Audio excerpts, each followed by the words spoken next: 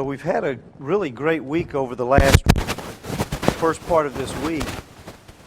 When you consider everything that we've studied and everything we've looked at, of course, when Sean started looking at the blueprint, and how it is to have that pattern when we start to build something, and how that we have a pattern set forth within the Scriptures.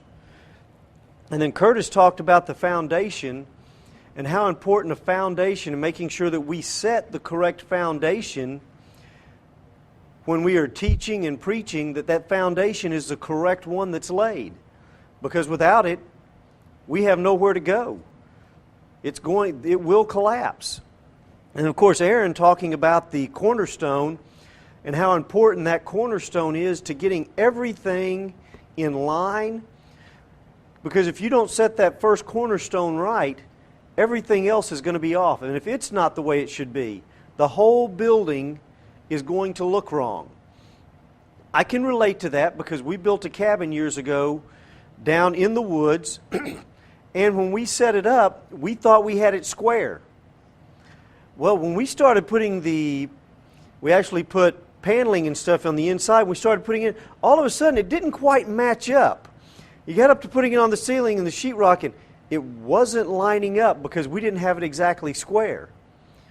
But we found out later that was a new modern thing to do. So we did it incorrectly, but it was modern. But it's important if you want it to be right and everything to work out for it to be square. And then we talked about how important a door is. And when you think about construction, you've got the blueprints, you've got the foundation. Then you go with the corner and start at a corner and work out. And when you get to where there's a door, you don't just put something there, you put the door frame there. You frame it out. It's ready, and you've got a door frame there. And what's interesting, a lot of times when you get it all up, you'll see people who will walk around and walk through the door instead of walking through where the wall is if it's just a frame. Because they realize the importance of a door. Now, one thing that you have to have once you get to that point, you have to have a building material to go up on the sides to have a house. And when you think about it, how many houses have you seen that were framed out, had a door framed out and a door there, and there was nothing else, just the framework? That building is completely useless at that point until you start putting something around it. Now, I'm going to do like y'all have done. I'm going to ask some people to read. If you would, one of our men, if you would, open up to 1 Peter 2.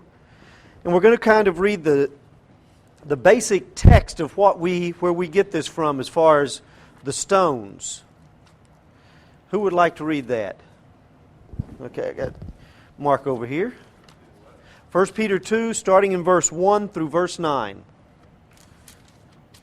Therefore, putting aside all malice and all deceit and hypocrisy and envy and all slander, like newborn babies, long for the pure milk of the word, so that by it you may grow in respect of salvation, if you have tasted the kindness of the Lord.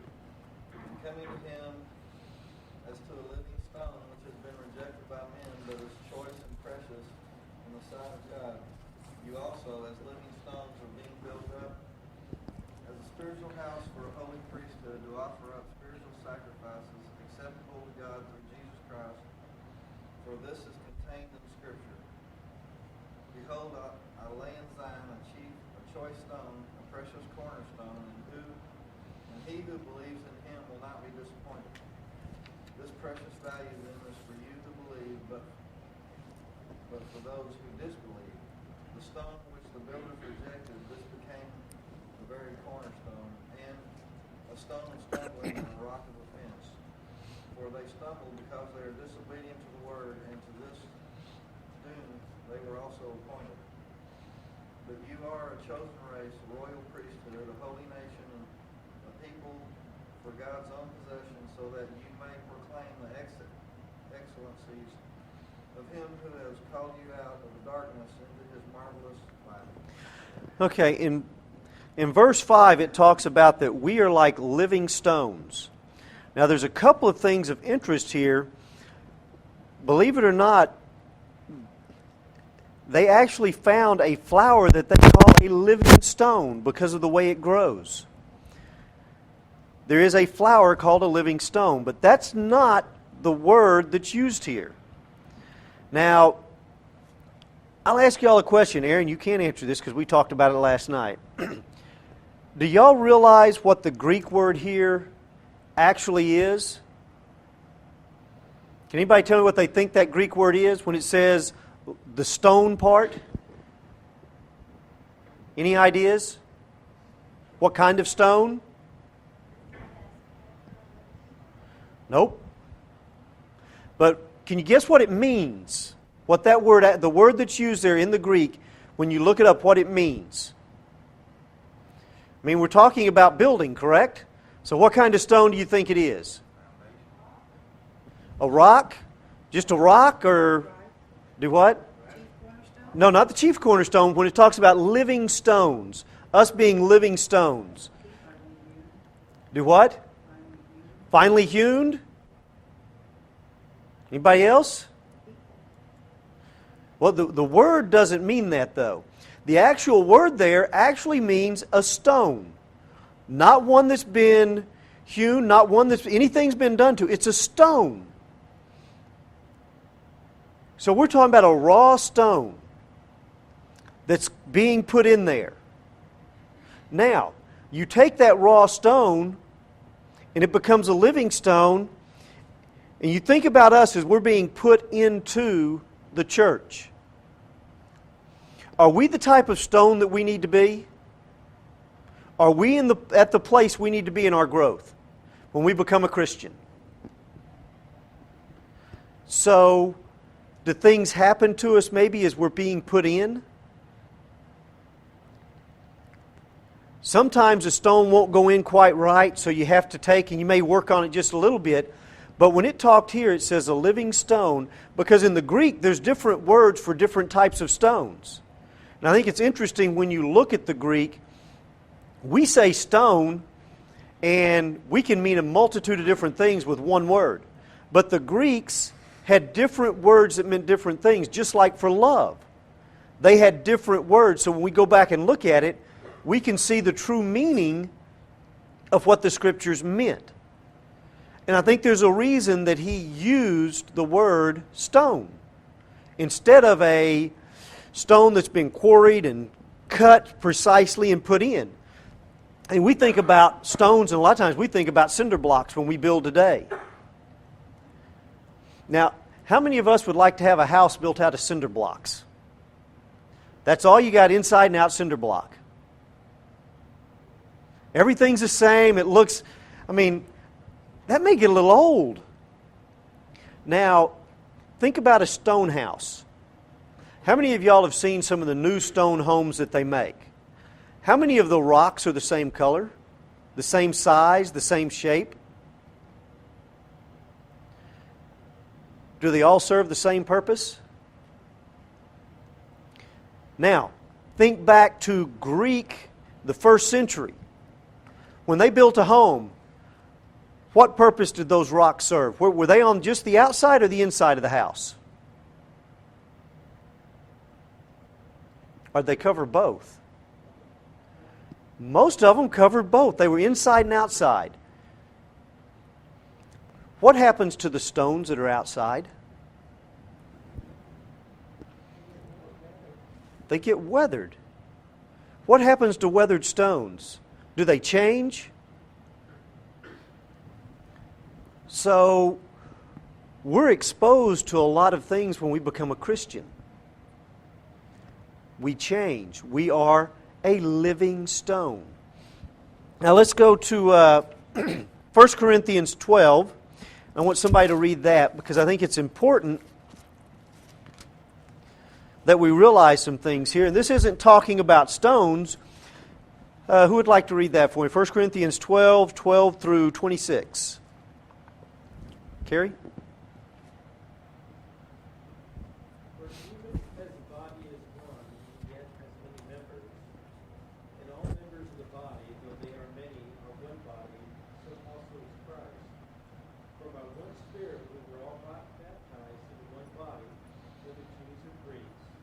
whether slaves or free, and we were all made to drink one spirit. For the body is not one member, but many. If the foot should say, because I'm a hand, I am not part of the body, it is not for this reason any the less a part of the body. And if the ear should say, because I am not an eye, I am not a part of the body, it is not for this reason any less a part of the body. If the whole body were an eye, where would the hearing be? If the whole were hearing, where would the sense of smell be? But now God has placed the members, each one of them, in the body, just as He designed. And if they were all one member, where would the body be? But now there are many members of one body. And I cannot say to the hand, I have no need of you, or again, the head to the feet, I have no need of you. On the contrary, it is much truer that the members of the body that seem to be weaker are necessary. And those members of the body which we deem less honorable, on these we bestow more abundant honor. And our unseemly members come to have more abundant seemliness, whereas our seemly members have no need of it. But God has so composed the body, giving more abundant honor to the member which lack, that there should be no division in the body, but that the members should have the same care for one another. And if one member suffers, all members suffer with it. For if one member is honored, all members rejoice with it. I want you to think about something here. You've got a house with all these different rocks in it, all serving a purpose of holding up that house and making it firm, but they're all different. Here he talks about the body and the fact that all of us have something that we're supposed to be doing. And you think about it, how many rocks are going to be around the door? How many are going to be down low? How many are going to be up high? I know a lot of times in building, because we had this problem with one of our schools up at Community, they put the wrong brick on the bottom. It wasn't rated for a heavy enough weight for the brick that went above it. So if you get too light of a weight brick down low, or a rock that can't handle the weight, what's going to happen? It's going to collapse. So you got to make sure you got them in the right place. And you notice that he said he put the body together, composed the body the way he thought it should be, where they were needed. The same way when the house is built. You know, Aaron showed, and I don't know if he had looked at this before or not, you know, he was showing how he thought that it would be put together. Everybody is placed in different places. It's not just a building like this. There's a purpose for why we're where we're at. There's different things that we have all abilities to do. I mean, in this situation, can you imagine as a body here in this congregation if we were all song leaders and everybody stood up on Sunday morning and we started leading songs and everybody's leading a different song? Mass confusion. Or if we all thought, okay, we're preachers. Sunday morning we stand up and all of us start preaching. It doesn't work well. It doesn't go that way. There are people who need to be encouraging. There are people who need to be serving, visiting. You know, not everybody is comfortable going to see those people in the hospital. They're not comfortable going into situations where that they know, you know, someone is not in a good situation, that they may, you know, that they could be passing away before long. Certain people are able to handle those things better than others. Now, do we as Christians have a responsibility to visit, to go and see people? Yes. Otherwise, how can we suffer when they suffer? How can we rejoice when they rejoice? I mean, thinking about a house in the stones therein. If somebody comes up and there's a stone in the middle of the house and they take a sledgehammer and they knock it out, what are the chances that they're going to knock just that one stone out? Not very good. It's going to affect those around them. It's going to affect the local congregation. You know, we think about it, who all's a part of the house of God? When it talks about building up the house, is it talking about this local congregation? Is it talking about all of Christians are part of that house? It's important for us to realize that we may be in this little part right here of the building. If we're affected, it affects the whole congregation. Now, when it affects this congregation, can it affect other congregations? Sure it can. Sometimes it can cause a whole area to collapse. And that's not a good thing. You think about it, you pick out the right stone, you knock it out of a building, sometimes you can collapse a building. Now, true, this building's not going to collapse. Areas of it may have problems. All of us are affected when one area is. Even as a house, we still are affected. Now, building takes time. And Christ said we're living stones. Do you think there's a reason why He called us living stones? Can you think of any reasons why He used the term living stones?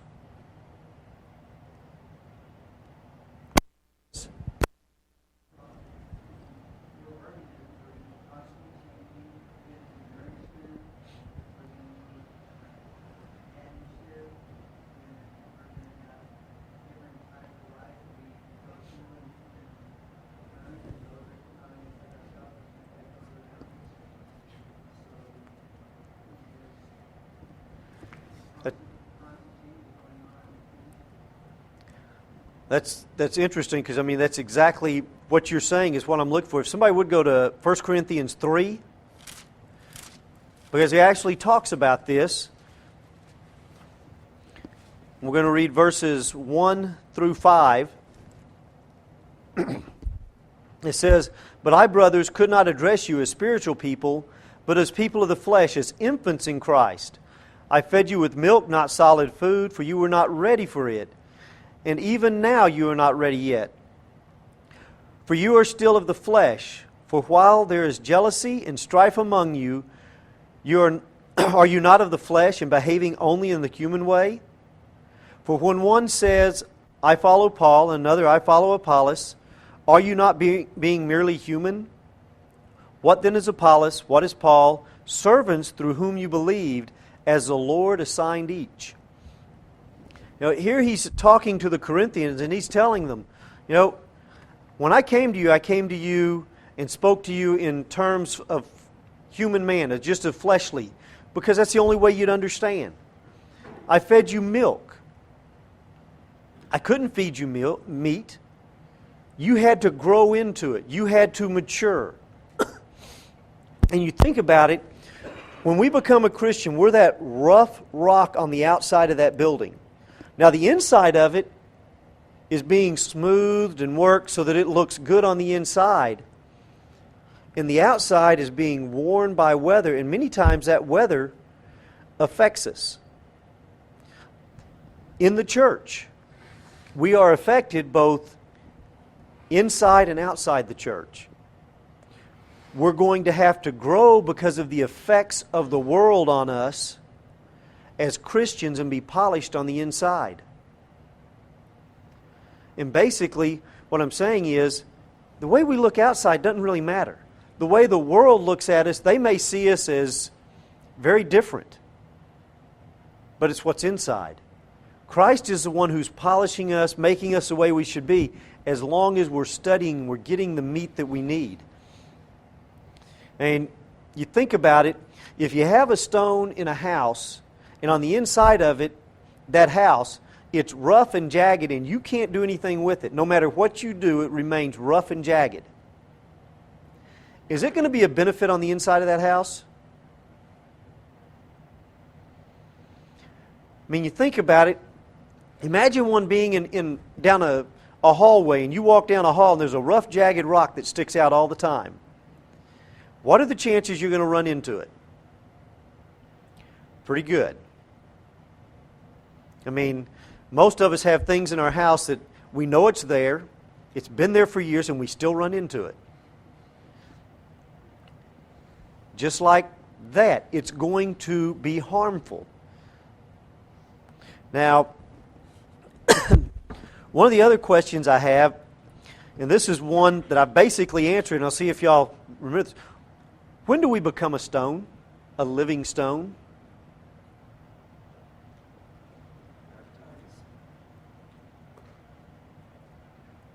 It's when we were baptized?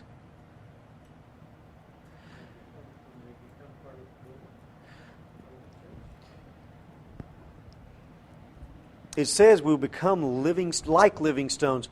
That's when we become like those living stones. When we become that living stone is when we become a Christian, when we become part of the church, when we start to grow. Now, when do we stop being a living stone? Huh? When we die? Do what? Sin? No, because we've all sinned and fallen short of the glory of God. So if it's when we sin, we don't have a shot. All of us have already quit being that. When we fall away? When we cease to grow? Are we sure that that's when we're going to stop being a living stone?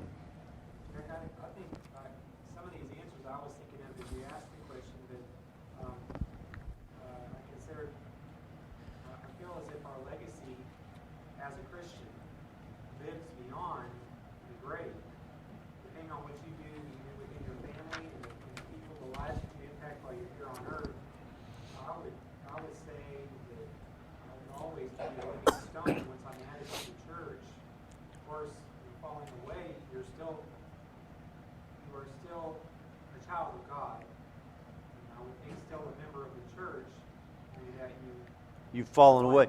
You're one of those who's not right, who's damaged, that needs to be corrected. A jagged rock. I want you to think about something. What is the church? What else is it called? Do what? The called out? What else is it called? Do what? Ecclesia, which is a called out. Body of Christ. What else is it called? Consistently throughout the Scriptures, he calls it something. It's a kingdom. Let's go to Daniel. And we're going to read several scriptures in Daniel. I'm going to start Daniel chapter 4, verse 3.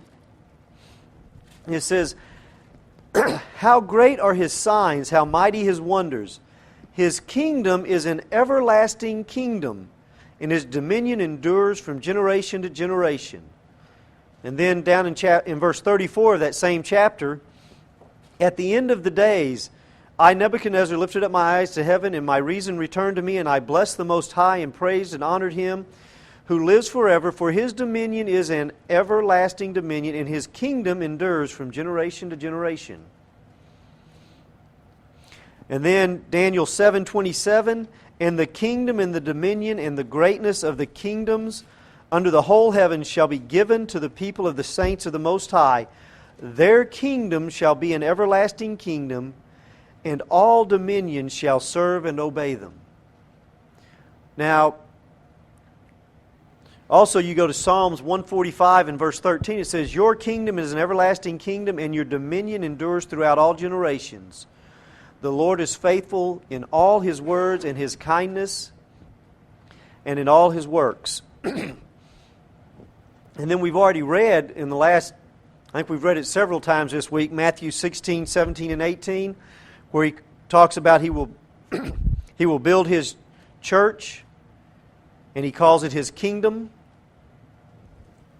So when is the kingdom going to end, and when is the church going to end?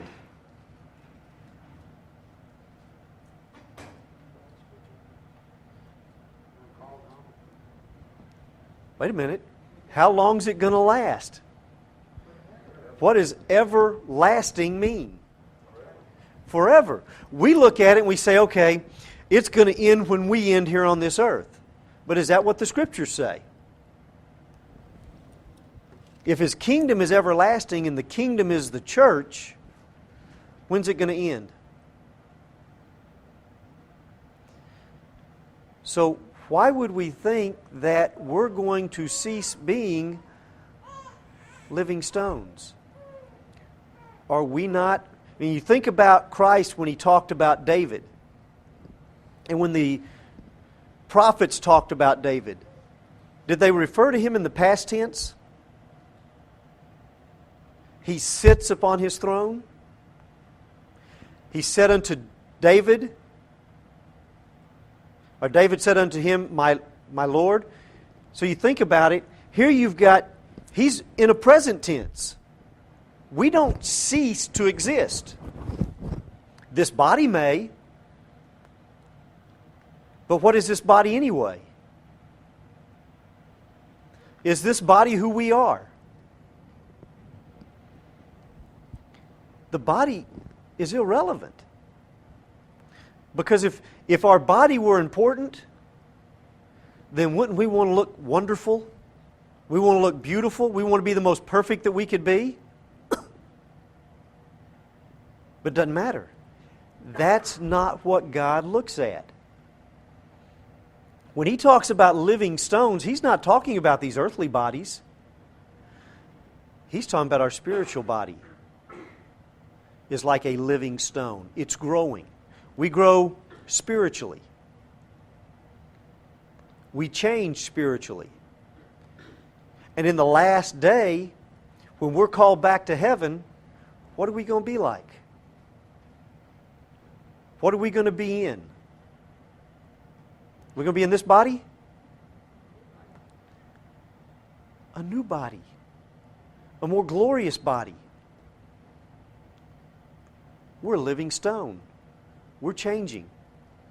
When we're called in that last day when Christ comes back, we're going to be transformed. Our body's not going to be what it is now, if we're still alive. If we're dead, we're going to be raised, but we're going to have a new body. It's going to be different. Do we know what it's going to be like? Doesn't matter.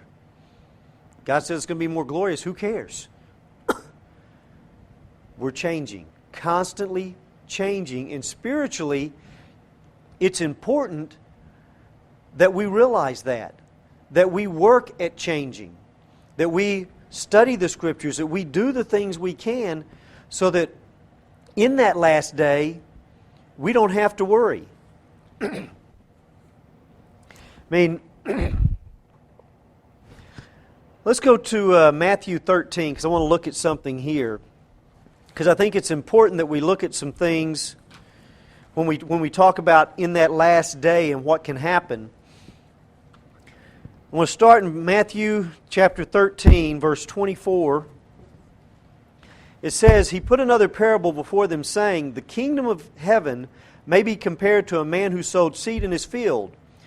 But while his men were sleeping, his enemy came and sowed weeds among the wheat and went away. So when the plants came up and bore grain, then the weeds appeared. And the servants of the master of the house came and said to him, Master, did we not sow good seed in your fields? How then does it have weeds? And he said to them, An enemy has done this. So the servant said to him, Then do you want us to go and gather them? But he said, No, lest in gathering the weeds you root up the wheat along with them. But let both grow together until the harvest. And at the harvest time I will tell the reapers, Gather the weeds first and bind them in bundles to be burned, but gather the wheat into my barns. Now let's drop down to verse 37. He answered, The one who sows the good seed is the Son of Man. The field is the world, and the good seed is the sons of the kingdom, and the weeds are the sons of the evil one. And the enemy who sowed them is the devil. The harvest is at the close of the age, and the reapers are angels. But as the weeds are gathered and burned with fire, so will it be at the close of the age. The Son of Man will send His angels. Oh, Hang on here. I lost where I was at. Okay, I'm sorry. Will send his angels to gather out of his kingdom all the causes of the sin and all lawbreakers, and throw them into the fiery furnace. In that place there will be weeping and gnashing of teeth. Then the righteous will shine like the sun in the kingdom of their Father. Who has ears, let him hear. Now you notice in verse 41, it says, the Son of Man will send his angels, and they will gather out of his kingdom all causes of sin and all lawbreakers.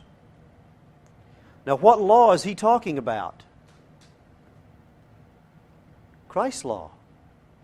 He's going to send them back to gather them out of his kingdom.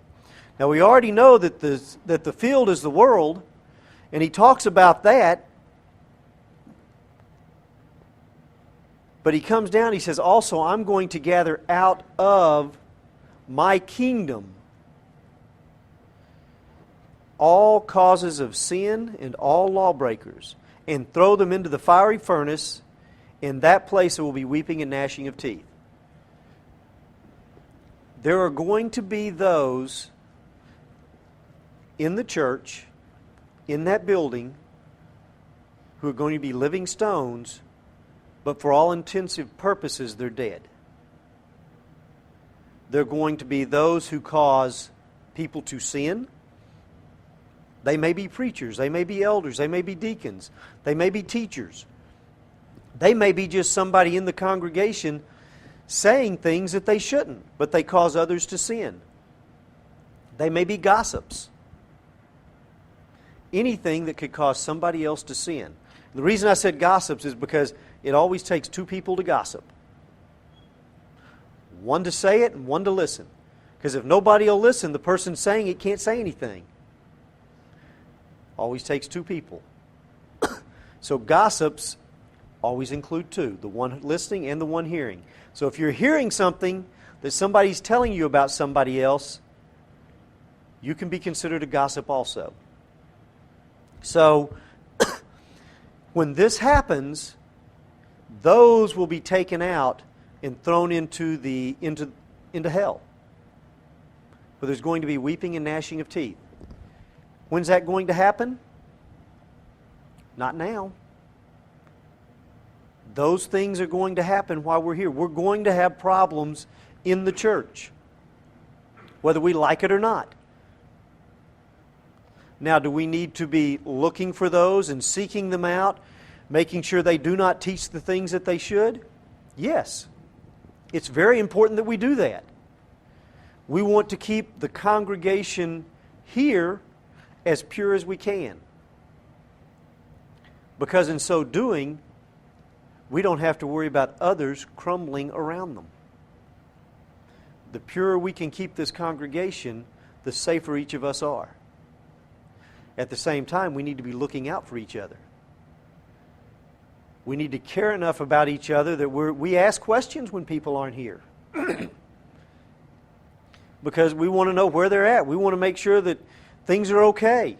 We want to make sure things are okay physically and spiritually.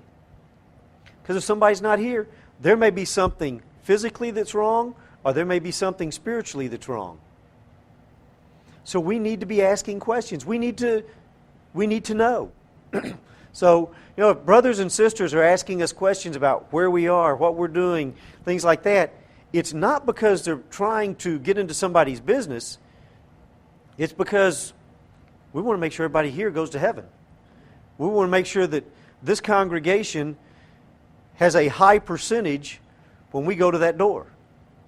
When we go through that door and we stay inside. When we go to heaven. Now, with everything that we've looked at this week, there's some interesting things that you look at. There's only one foundation.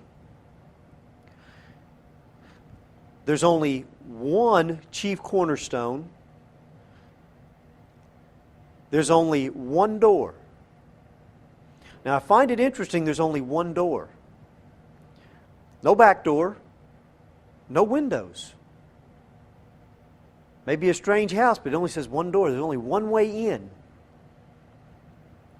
And you think about it, makes it kind of difficult. That means if there's only one door in, and we know that it's not going to be a wide door, that means it's going to be more difficult to get in. Constantly, you've got to go through it though. And that door is the only way to get in to heaven. But then again, there's a multitude of stones, living stones. So, the question we have to ask is, are we living stones at this time? Are we truly the living stones we need to be? Are we growing the way we need to be? Or else, are we one of those stones that in that last day, we're going to be one of those that's considered a stumbling block, that's going to be taken out and thrown into hell? Well, there will be weeping and gnashing of teeth.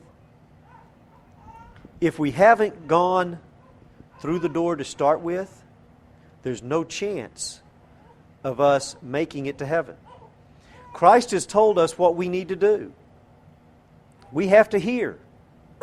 And we're actually told that we have to hear, but there has to be somebody to tell us.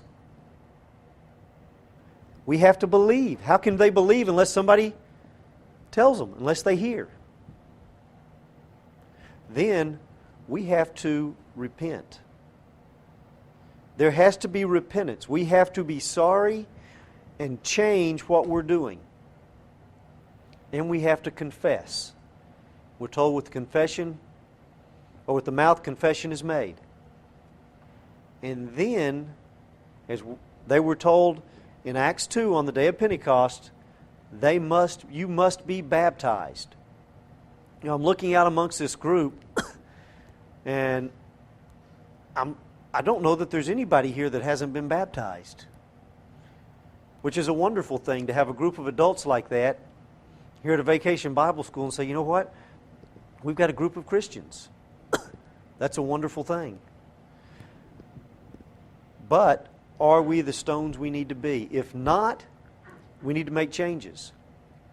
We may need the prayers of the church. We may need other help. We may need somebody to sit down and study with us. There may be things that we have questions about. Even though we've been baptized, like I said, we're growing. Do we all have the answers? Do we know everything? When someone says, well, I know it all about the Bible, they're wrong. They're going to cease to grow. We need to constantly be in study, searching the Scriptures. We need to get to the point, I use Johnny Ramsey as an example, to where we have the knowledge that he had of the Bible, of the times, the customs. There are so many things that we can learn that will help us grow. And this week has been a wonderful week. Now, if there's anyone here tonight who may need the prayers of the church, may need help, now is the time. We offer the invitation. Who has the invitation song? 902. 902, while we stand and sing.